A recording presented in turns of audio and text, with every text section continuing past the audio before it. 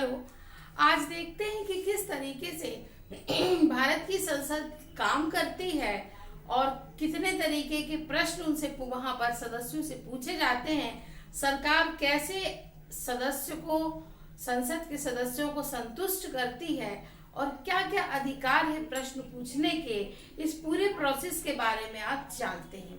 सबसे पहले ये देखते हैं कि संसद की कार्यवाही जब शुरू होती है तो 11 बजे से स्टार्ट होती है शाम के 6 बजे तक। 11 से शाम के 6 तक इसको 4 पार्ट में डिवाइड करके देखते हैं। 11 से 12 बजे का टाइम जो होता है इसको प्रश्न काल कहा जाता है। 11 से 12 बजे का टाइम प्रश्न काल का होता है। फिर 12 से 1 बजे का टाइम जो होता है इसको शून्य काल के नाम से जाना जाता है। शून्य काल के बाद 1 बजे से 2 बजे तक इनका होता है लंच। 1 बजे से 2 बजे तक लंच होता है। फिर लंच के बाद 2 बजे से 6 बजे तक के बीच का जो टाइम होता है यहाँ पर 4 घंटे कई तरह की चर्चाएं की जाती हैं। तो आज देखते हैं लंच से पहले की कार्रवाई किस तरीके से होती है। फिर नेक्स्ट वीडियो में देखेंगे लंच के बाद किस तरीके से कार्रवाई की जाती है। तो सबसे पहले देखते हैं लंच से पहले जो 11 से 12 बजे का समय होता है उसको कहा जाता है प्रश्नकाल का समय। लंच से पहले 11 से 12 बजे का जो समय होता है उसको कहा जाता है प्रश्नकाल का समय। नाम से ही समझ में आ रहा है कि प्रश्न पूछे जाएंगे, लेकिन प्रश्न किससे पूछे जाएंगे और प्रश्न कौन पूछेगा। तो गैर सरकारी सदस्य यानी संसद के जो सदस्य हैं जो सरकार में नहीं है, कोई मंत्री नहीं है, उन्हें हम गैर सरकारी सदस्य कहते हैं। जो मंत्री नहीं है उन्हें गैर सरकारी सदस्य कहा जाता है।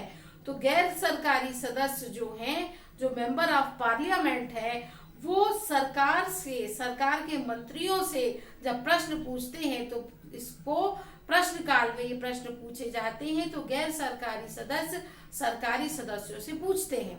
ये बात क्लियर हो गई।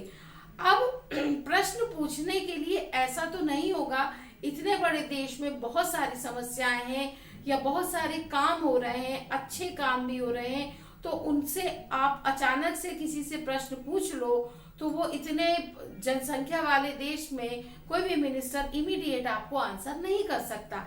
इसके लिए एक व्यवस्था की गई है कि प्रश्नों को विभाजित किया गया है। पूर्व सूचना वाले प्रश्न, पूर्व सूचना वाले प्रश्न, जो प्रश्न काल होता है, प्रश्न काल में 4 तरह के प्रश्न पूछे जा सकते हैं। प्रश्न काल में 4 तरह के प्रश्न पूछे जाते हैं। आपको नॉर्मली बुक में 2 मिलेंगे, तारांकित और अतारांकित। आप याद रखें 4 तरह के प्रश्न पूछे जाते हैं प्रश्न काल में। लेकिन प्रश्न पूछने से पहले मिनिमम टाइम क्या है, 10 दिन पहले सूचना दी जाती है। किसको? महासचिव को। महासचिव एक एडमिनिस्ट्रेटिव ऑफिसर होता है, उसके पास सारी इंफॉर्मेशन होती है। उसको लिखित में सूचना दे दी जाती है कि हम इस दिन इस तरीके के प्रश्न पूछ रहे हैं, तो इसके जवाब तैयार रखें। तो वो आंसर जो है वो मंत्रियों को, सरकारी सदस्यों को उसके आंसर तैयार करके दे दिए जाते हैं। और जब उनका टर्न आता है तो गैर सरकारी सदस्य मंत्रियों से उस दिन उनको जो टाइम अलॉट होता है उसमें वो प्रश्न पूछते हैं। क्लियर है? अब बात आ रही है कि प्रश्न कितने तरीके के। तो एक बात तो ये हो गई कि किसको पूर्व सूचना देना है, महासचिव को। मिनिमम टाइम कितना होना चाहिए सूचना देने का, 10 दिन। 10 दिन 10 डेज आप दे दीजिए कि मिनिमम आप इन्फॉर्म कर दीजिए कि 10 डेज के अंदर आप उनसे प्रश्न पूछेंगे। ये आप पहले कितने भी पहले दे सकते हो, 1 महीने पहले दे सकते हो, लेकिन मिनिमम समय जो है निर्धारित है 10 दिन का। तो ये याद रखेंगे। इसके बाद प्रश्न जो है 2 तरीके से जवाब दिए जा सकते हैं प्रश्नों के उत्तर। एक तो मौखिक तरीके से और दूसरा लिखित तरीके से। मौखिक तरीके से जो प्रश्न पूछे जाते हैं उनका उत्तर मौखिक दिया जाता है और आप जानते हो कि जब मौखिक आंसर दिए जाते हैं तो उसमें क्रॉस क्वेश्चन यानी पूरक प्रश्न भी पूछा जा सकता है। तो प्रश्नों के प्रकार देखते हैं।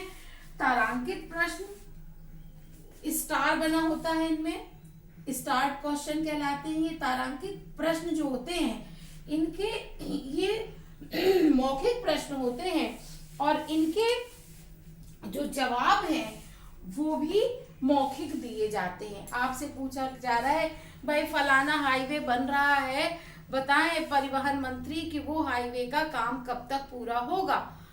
वो आंसर दे देंगे भाई इतने दिन में हो जाएगा। अब आप सेटिस्फाई नहीं हो रहे हैं तो आप कहेंगे क्यों इतने दिन में हो रहा है, इतने दिन में क्यों नहीं हो सकता, जब इतने सारे मजदूर आपने बढ़ा दिए क्यों नहीं हो रहा है। तो वहां से वहां तक का काम इतना हो जाएगा कि कितने किलोमीटर का हो जाएगा।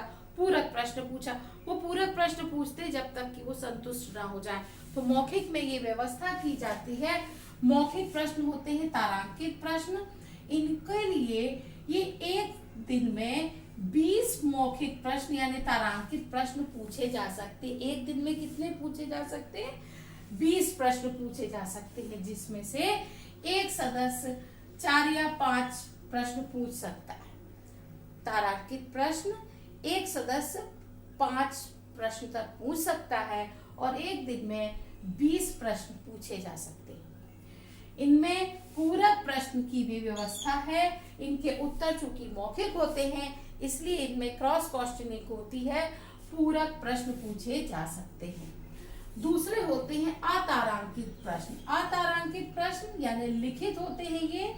इनको लिखित में ये प्रश्न दे दिए जाते हैं और उसकी कॉपी, आंसर की कॉपी इनको दे दी जाती है। अब आप इसको पढ़ लीजिए। अब चूंकि लिखित में आंसर है तो जब तक वो 10 पेज 12 पेज 100 पेज का आंसर उनको सेटिस्फाई करने के लिए डेटा सहित दिया है, उनको तुरंत पार्लियामेंट में दिया गया है, तो जाहिर सी बात है ये उसको पढ़ेंगे तभी इसमें से और क्वेश्चन निकलेंगे। तो इसलिए इसमें पूरक प्रश्न की व्यवस्था नहीं है। कोई कैसे पूछेगा अगर उसने कुछ कहा कि भाई पहले आप पूरा पढ़ तो लीजिए, डेटा आगे भी तो दिया है। इसलिए इसमें पूरक प्रश्न की व्यवस्था नहीं होती है। अतारांकित प्रश्न लिखित में पूछे जाते हैं और इनके उत्तर भी लिखित में ही दिए जाते हैं। चूंकि रिटन आंसर मिल रहे हैं इसलिए ज्यादा क्वेश्चन पूछे जा सकते हैं। तो एक दिन में लगभग 230 प्रश्न पूछे जा सकते हैं। एक दिन में कितने अतारांकित प्रश्न पूछे जा सकते हैं? 230 प्रश्न पूछे जा सकते हैं। लिखित होते हैं इसलिए इसमें पूरक प्रश्न की व्यवस्था नहीं है। 10 दिन की सूचना इसमें भी चलेगी। गैर सरकारी सदस्य सरकारी सदस्यों से पूछते हैं यानी मिनिस्टर से पूछते हैं, तो इसमें भी यही व्यवस्था है। क्लियर? अब आता है अल्प सूचना के प्रश्न। नाम से पता चल रहा है अल्प सूचना ने कुछ अचानक से कुछ घटित हो गया, अचानक से कोई ऐसा मुद्दा आ गया जिसके लिए हम 10 दिन का समय भी सूचना देने के लिए कम पड़ रहा है, तो अल्प सूचना के प्रश्न वो प्रश्न होते हैं जो 10 दिन से कम अवधि में सूचित करके पूछे जाते हैं। ये भी गैर सरकारी सदस्य सरकारी सदस्यों से ही पूछते हैं।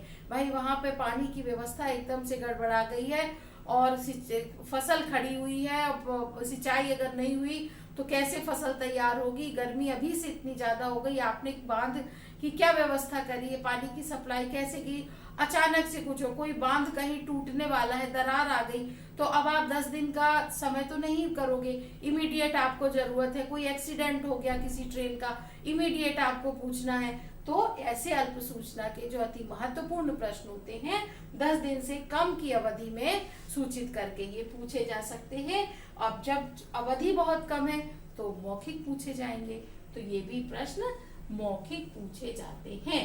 10 दिन से कम की जो अवधि में इंफॉर्मेशन देकर पूछे जाते हैं उन्हें अल्प सूचना के प्रश्न कहा जाता है। इनका आंसर भी मौखिक ही दिया जाता है। ये तो हो गया कि मंत्रियों से गैर सरकारी सदस्य जब पूछते हैं तो ये।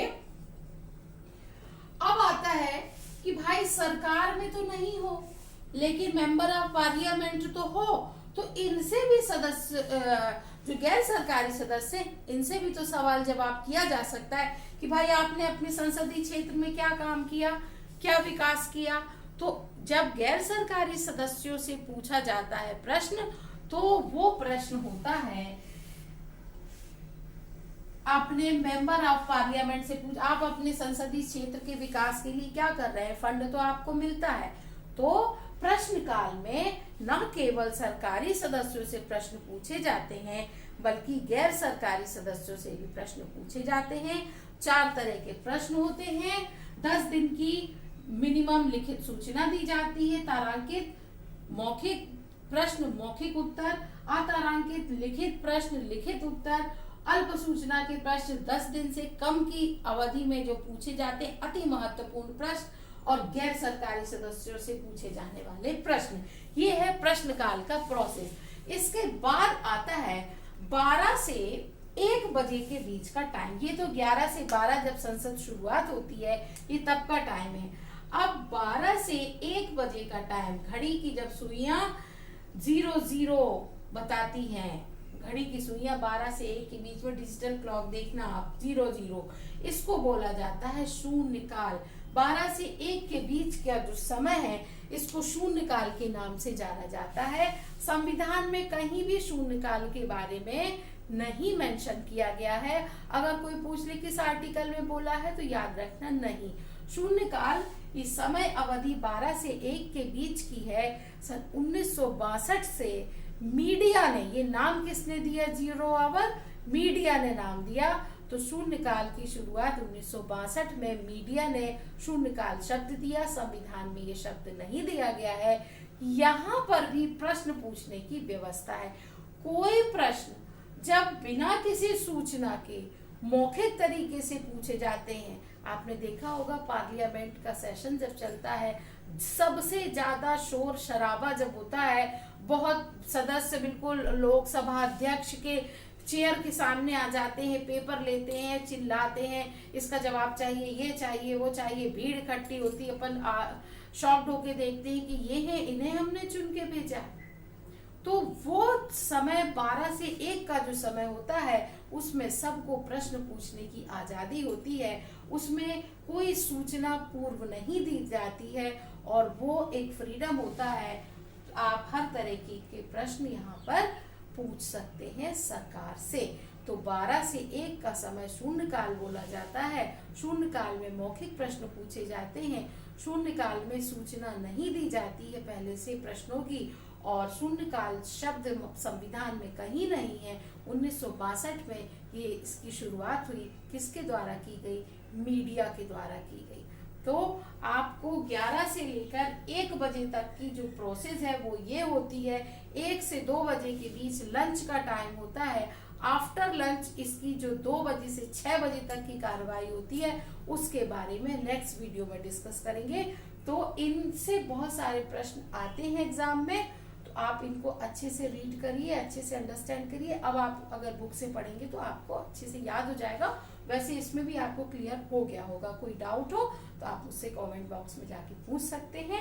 इनसे आप क्वेश्चन पेपर उठा के देखिए, बहुत सारे क्वेश्चन एग्जाम्स में आए हुए हैं। तो ये बड़ा इंपॉर्टेंट सा टॉपिक है, जिसको कि हम अक्सर अवॉइड कर जाते हैं, तो इसको अवॉइड ना करें, ये बहुत इंपॉर्टेंट है।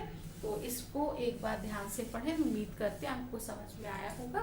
नेक्स्ट वीडियो में मुलाकात होगी, तब तक के लिए बाय।